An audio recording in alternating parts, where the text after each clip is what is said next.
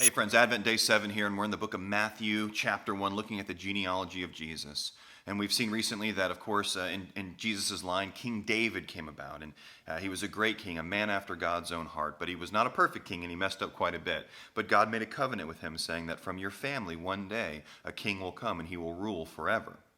Well, David's son Solomon wasn't actually that guy. Solomon did some great things and actually was the wisest man on earth other than Jesus. But Jesus is better than Solomon because, again, Solomon had the wisdom of God. Jesus is the wisdom of God.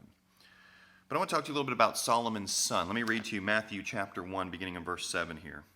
And Solomon, the father of Rehoboam, and Rehoboam, the father of Abijah, and Abijah, the father of Asaph. So Rehoboam comes on the scene. Well, what happens here? Well, Rehoboam comes and he's now king. And what happens is the wise men, the older men, come to him and say, listen, your father, the yoke was heavy upon the people. And you need to go ahead and loosen things up so they will follow you joyfully.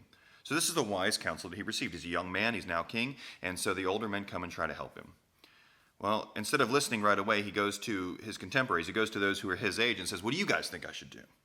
And they say, you need to tighten things up. You actually need to make it worse on the people because then they will respect you and honor you, and then they will listen to you.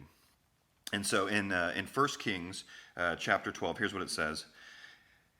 And now, whereas my father laid on you a heavy yoke, I will add to your yoke. My father disciplined you with whips, but I will discipline you with scorpions.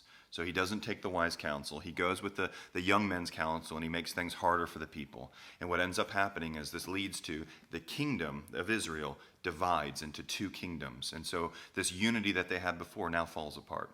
What can we learn as we think about Advent and we look at Jesus? Jesus is the one who brings all together.